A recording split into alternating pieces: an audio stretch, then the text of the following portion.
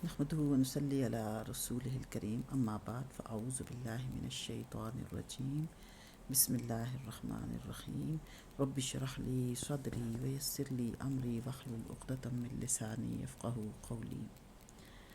عزیز ساتھیو، السلام علیکم ورحمۃ اللہ وبرکاتہ۔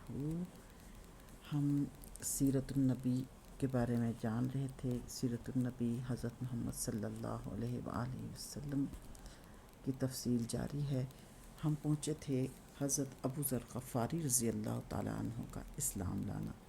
تو حضرت ابو ذر غفاری رضی اللہ تعالیٰ عنہ جب اپنے بھائی انیس کے پاس پہنچے، یہاں تک ہم پہنچے تھے۔ اب اس کے بعد ہم آگے جانتے ہیں۔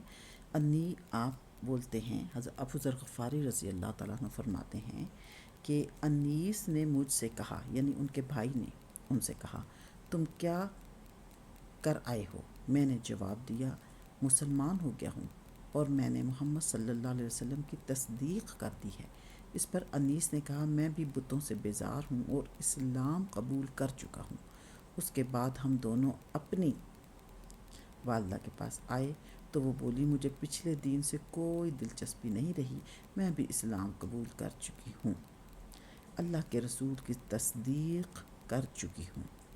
اس کے بعد ہم اپنی قوم غفار کے پاس آئے، ان سے بات کی۔ ان میں سے آدھے تو اسی وقت مسلمان ہو گئے۔ باقی لوگوں نے کہا جب رسول اللہ صلی اللہ علیہ وسلم تشریف لائیں گے ہم اس وقت مسلمان ہوں گے، یعنی وہ ان کو دیکھ کے مسلمان ہونا چاہتے تھے، غفاری قبیلے کے کچھ لوگ۔ چنانچہ جب رسول اللہ صلی اللہ علیہ وسلم مدینہ منورہ تشریف لائے تو قبیلہ غفار کے باقی لوگ بھی مسلمان ہو گئے۔ ان حضرات نے جو یہ کہا تھا کہ جب رسول اللہ صلی اللہ علیہ وسلم تشریف لائیں گے ہم اس وقت مسلمان ہوں گے، تو ان کے یہ کہنے کی وجہ یہ تھی کہ نبی صلی اللہ علیہ وسلم نے مکہ میں حضرت ابو ذر غفاری رضی اللہ عنہ سے ارشاد فرمایا تھا، میں نخلستان یعنی کھجوروں کے باغ کی سرزمین میں جاؤں گا جو یثرب کے سوا کوئی نہیں ہے، تو کیا تم اپنی قوم کو یہ خبر پہنچا دو گے؟ ممکن ہے اس طرح تمہارے ذریعے اللہ تعالیٰ ان لوگوں کو فائدہ پہنچا دے اور تمہیں ان کی وجہ سے اجر ملے۔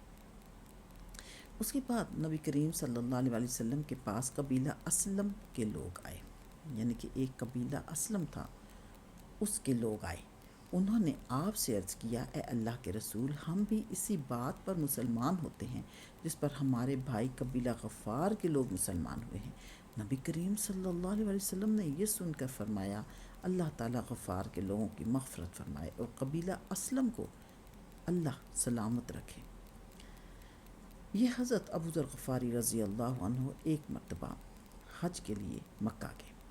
طواف کے دوران کعبے کے پاس ٹھہر گئے، لوگ ان کے چاروں طرف جمع ہو گئے۔ اس وقت انہوں نے لوگوں سے کہا، بھلا بتاؤ تو تم میں سے کوئی سفر میں جانے کا ارادہ کرتا ہے تو کیا وہ سفر کا سامان ساتھ نہیں لیتا؟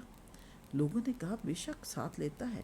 تب آپ نے فرمایا، تو پھر یاد رکھو قیامت کا سفر دنیا کے ہر سفر سے کہیں زیادہ لمبا ہے، اور جس کا تم یہاں ارادہ کرتے ہو اسی لیے اپنے ساتھ اس سفر کا وہ سامان لے لو جو تمہیں فائدہ پہنچائے۔ لوگوں نے پوچھا، ہمیں کیا چیز فائدہ پہنچائے گی؟ حضرت ابو ذر غفاری رضی اللہ عنہ بولے، بلند مقصد کے لیے حج کرو، قیامت کے دن کا خیال کر کے ایسے دنوں میں روزے رکھو جو سخت گرمی کے دن ہوں گے، اور قبر کی وحشت اور اندھیرے کا خیال کرتے ہوئے رات کی تاریکی میں اٹھ کر نمازیں پڑھو۔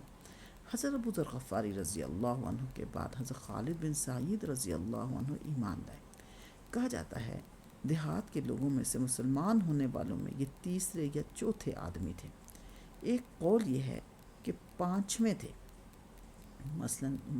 مطلب کہ حضرت خالد بن سعید رضی اللہ تعالیٰ عنہ کے بارے میں ہے، ایک قول ہے کہ یہ پانچویں تھے، یہ اپنے بھائیوں میں سب سے پہلے مسلمان ہوئے۔ ان کے اسلام لانے کا واقعہ یوں ہے کہ انہوں نے خواب میں جہنم کو دیکھا، اس کی آگ بہت خوفناک انداز میں بھڑک رہی تھی، یہ خود جہنم کے کنارے کھڑے تھے۔ خواب میں انہوں نے دیکھا کہ ان کا باپ انہیں جہنم میں دھکیلنا چاہتا ہے، مگر نبی صلی اللہ علیہ وسلم ان کا دامن پکڑ کر انہیں دوزخ میں گرنے سے روک رہے ہیں۔ اسی وقت گھبراہٹ کے عالم میں ان کی آنکھ کھل گئی اور انہوں نے فوراً کہا، میں اللہ کی قسم کھا کر کہتا ہوں یہ خواب سچا ہے۔ سبحان اللہ، کتنا پیارا خواب ہے، کتنی پیاری بشارت ہے۔ ساتھ ہی انہیں یقین ہو گیا کہ جہنم سے انہیں رسول اللہ صلی اللہ علیہ وسلم ہی بچا سکتے ہیں۔ فوراً ابوبکر صدیق رضی اللہ عنہ کے پاس آئے، انہیں اپنا خواب سنایا۔ ابوبکر صدیق رضی اللہ عنہ نے فرمایا اس خواب میں تمہاری بھلائی و خیر پوشیدہ ہے، اللہ کے رسول موجود ہیں، ان کی پیروی کرو۔ چنانچہ حضرت خالد بن سعید رضی اللہ عنہ فوراً ہی نبی کریم صلی اللہ علیہ وآلہ وسلم کی خدمت میں حاضر ہوئے۔ انہوں نے آپ سے پوچھا، اے محمد آپ کس بات کی دعوت دیتے ہیں؟ آپ نے ارشاد فرمایا، میں اس بات کی دعوت دیتا ہوں کہ اللہ ایک ہے، اس کا کوئی شریک نہیں، کوئی اس کے برابر کا نہیں، اور یہ کہ محمد اللہ کے بندے اور رسول ہیں، اور تم جو یہ پتھروں کی عبادت کرتے ہو اس کو چھوڑ دو۔ یہ پتھر نہ سنتے ہیں، نہ دیکھتے ہیں، نہ نقصان پہنچا سکتے ہیں اور نہ فائدہ پہنچا سکتے ہیں۔ یہ سنتے ہی حضرت خالد بن سعید رضی اللہ عنہ مسلمان ہو گئے۔ ان کے والد کا نام سعید بن عاص تھا۔ اسے بیٹے کے اسلام قبول کرنے کا پتہ چلا تو آگ بگولا ہو گیا، بیٹے کو کوڑے سے مارنا شروع کیا، یہاں تک کہ اتنے کوڑے مارے کہ کوڑا ٹوٹ گیا۔ پھر اس نے کہا، تو نے محمد کی پیروی کی، حالانکہ تو جانتا ہے وہ پوری قوم کے خلاف جا رہا ہے، وہ اپنی قوم کے معبودوں کو برا کہتا ہے۔ یہ سن کر حضرت خالد بن سعید رضی اللہ عنہ بولے، اللہ کی قسم، وہ جو پیغام لے کر آئے ہیں میں نے اس کو قبول کر لیا ہے۔ اس جواب پر وہ غضبناک ہوا اور بولا، خدا کی قسم میں تیرا کھانا پینا بند کروں گا۔ حضرت خالد بن سعید رضی اللہ عنہ نے جواب دیا، اگر آپ میرا کھانا پینا بند کریں گے تو اللہ تعالیٰ مجھے روٹی دینے والا ہے۔ تنگ آ کر سعید نے بیٹے کو گھر سے نکال دیا، ساتھ ہی اپنے باقی بیٹوں سے کہا، اگر تم میں سے کسی نے بھی اس سے بات چیت کی میں اس کا بھی یہی حشر کروں گا۔ حضرت خالد بن سعید رضی اللہ عنہ گھر سے نکل کر حضور کریم صلی اللہ علیہ وسلم کی خدمت میں آ گئے۔ اس کے بعد وہ آپ کے ساتھ ہی رہنے لگے، باپ سے بالکل بے تعلق ہو گئے، یہاں تک کہ جب مسلمانوں نے کافروں کے مظالم سے تنگ آ کر حبشہ کی طرف ہجرت کی تو یہ ہجرت کرنے والوں میں سے پہلے آدمی تھے۔ ایک مرتبہ ان کا باپ بیمار ہوا، اس وقت اس نے قسم کھائی، اگر خدا نے مجھے اس بیماری سے صحت دے دی تو میں مکہ میں کبھی محمد کے خدا کی عبادت نہیں ہونے دوں گا۔ باپ کی یہ بات حضرت خالد بن سعید رضی اللہ تعالیٰ عنہ تک پہنچی تو انہوں نے کہا، اے اللہ اسے اس مرض سے کبھی نجات نہ دینا۔ چنانچہ ان کا باپ اسی مرض میں مر گیا۔ خالد بن سعید رضی اللہ تعالیٰ عنہ پہلے آدمی ہیں جنہوں نے بسم اللہ الرحمن الرحیم لکھی۔ ان کے بعد ان کے بھائی عمرو بن سعید رضی اللہ عنہ مسلمان ہوئے۔ ان کے مسلمان ہونے کا سبب یہ ہوا کہ انہوں نے خواب میں ایک نور دیکھا، نور زمزم کے پاس سے نکلا، یعنی کہ انہوں نے جو نور دیکھا نا وہ زمزم کے پاس سے نکلا اور اسے مدینے کے باغ تک روشن ہو گئے، اور اتنے روشن ہوئے کہ ان میں مدینے کی تازہ کھجوریں نظر آنے لگیں۔ سبحان اللہ۔ انہوں نے یہ خواب لوگوں سے بیان کیا تو ان سے کہا گیا، زمزم عبد المطلب کے خاندان کا کنواں ہے، زمزم عبد المطلب کے خاندان کا کنواں ہے، اور یہ نور بھی انہی میں سے ظاہر ہوگا۔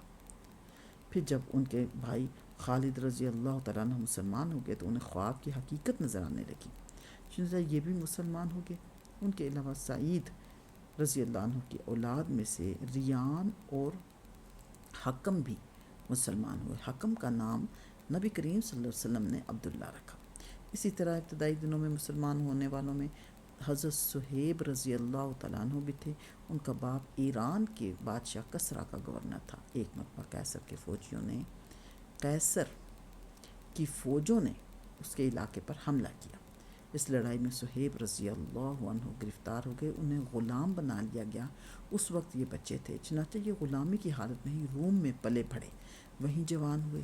پھر عرب کے کچھ لوگوں نے انہیں خرید لیا اور فروخت کرنے کے لیے مکہ کے قریب عکاظ کے بازار میں لے آئے۔ اس بازار میں میلہ لگتا تھا، اس میلے میں غلاموں کی خرید و فروخت ہوتی تھی۔ میلے سے ایک شخص عبداللہ بن جدعان نے خرید لیا۔ اس طرح یہ مکہ میں غلامی کی زندگی گزار رہے تھے کہ نبی کریم صلی اللہ علیہ وسلم کا ظہور ہو گیا۔ ان کے دل میں آئی کہ جا کر بات تو سنوں، یہ سوچ کر گھر سے نکلے۔ راستے میں ان کی ملاقات عمار بن یاسر رضی اللہ عنہ سے ہوئی۔ انہوں نے ان سے پوچھا، صہیب کہاں جا رہے ہو؟ یہ فوراً بولے، میں محمد صلی اللہ علیہ وسلم کے پاس جا رہا ہوں تاکہ ان کی بات سنوں اور دیکھوں وہ کس چیز کی طرف دعوت دیتے ہیں۔ وہ یوں بولے کہ میں محمد کے پاس جا رہا ہوں تاکہ ان کی بات سنوں اور دیکھوں کس چیز کی طرف دعوت دیتے ہیں۔ یہ سن کر عمار بن یاسر رضی اللہ عنہ بولے میں بھی اسی ارادے سے گھر سے نکلا ہوں۔ یہ سن کر صہیب رضی اللہ عنہ بولے تب پھر اکٹھے ہی چلتے ہیں۔ اب دونوں ایک ساتھ قدم اٹھانے لگے۔ عزیز ساتھیو، آپ جائزہ لیجئے کہ جو ہی سیرت کا مطالعہ کرتے ہیں تو پتہ چلتا ہے کہ کس طرح لوگ نبی صلی اللہ علیہ وسلم کے اخلاق سے متاثر ہوئے، کس طرح ان کو جب علم ہوا کہ آخری نبی صلی اللہ علیہ وسلم ہیں، ان کے بارے میں معلومات لیتے ہوئے، ان کو ڈھونڈتے ہوئے ان سے ملنے کی خواہش ظاہر کرتے ہیں، اور پھر یہاں تک کہ جب آپ کے سامنے جاتے ہیں تو اسلام قبول کر لیتے ہیں۔ اللہ سبحانہ و تعالیٰ کتنی خوبصورتی سے دین اسلام کو نبی صلی اللہ علیہ وسلم کے راستے سے پھیلا رہے ہیں، اور یہ روشنی اتنی زیادہ پھیل گئی ہے، اتنی زیادہ پھیل گئی ہے کہ آج تک لوگ جو مسلمان ہوتے ہیں وہ نبی صلی اللہ علیہ وسلم سے اخلاق سے متاثر ہو کر، ان کے بارے میں جان کر اور قرآن کے بارے میں جان کر، اللہ سبحانہ و تعالیٰ کی حقیقت کے بارے میں جان کر دین اسلام کو قبول کر لیتے ہیں۔ اور خاص طور پر مسلمانوں کے اچھے اعمال، کچھ مسلمان ایسے ہوتے ہیں جن کے اعمال اتنے اچھے ہوتے ہیں کہ ان کو دیکھ کر بھی کئی کافروں نے، یہودیوں نے اور عیسائیوں نے، مشرکوں نے بھی اسلام قبول کیا ہے۔ اللہ سبحانہ و تعالیٰ دین اسلام کی روشنی قیامت تک قائم رکھیں گے انشاءاللہ تعالیٰ۔ اللہ تعالیٰ ہمیں نبی صلی اللہ علیہ وسلم کی، نبی صلی اللہ علیہ وسلم کے جیسے اخلاق عطا کرے، اور آپ کی سنت پر عمل کرنے کی اللہ سبحانہ و تعالیٰ ہم سب کو توفیق دے۔ سبحان ربک رب العزت عما یصفون وسلام علی المرسلین والحمد للہ رب العالمین۔ آج ہو گیا چیپٹر نمبر 25۔ انشاءاللہ ہم اب اگلے چیپٹر میں جو ہے جانیں گے کہ عمار بن یاسر اور حضرت صہیب رضی اللہ تعالیٰ عنہ جو اکٹھے نکلے تو اس کے بعد کیا کیا بات ہوئی، کیا سلسلے ہوئے، انشاءاللہ اگلی ویڈیو میں آپ کو جاننے کو ملے گا انشاءاللہ۔ اللہ حافظ۔